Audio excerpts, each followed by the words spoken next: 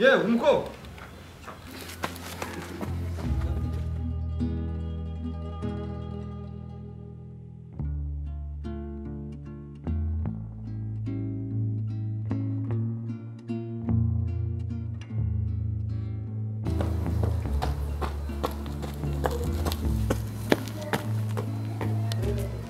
Hey, umukobwa.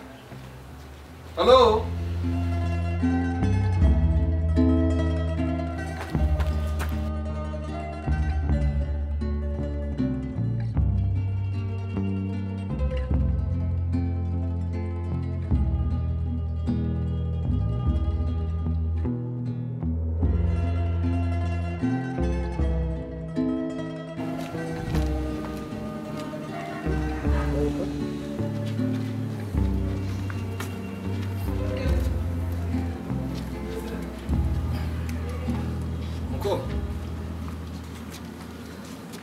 Yewe ariko uzi gushushanya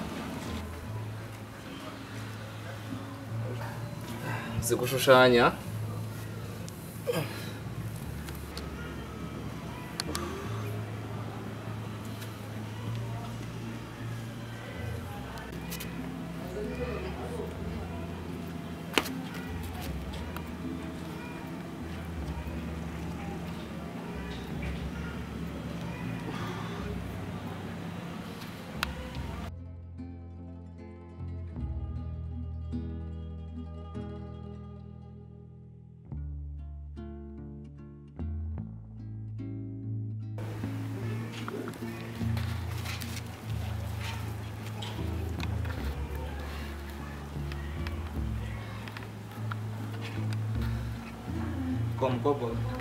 Sikuzi gushushanya neza. Akushushanya sana naho bakita ngiki.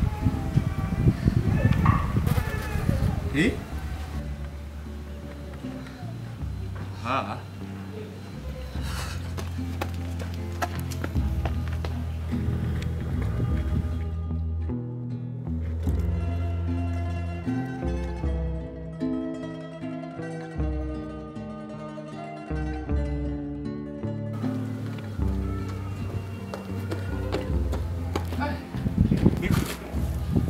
Charanga. Yewe.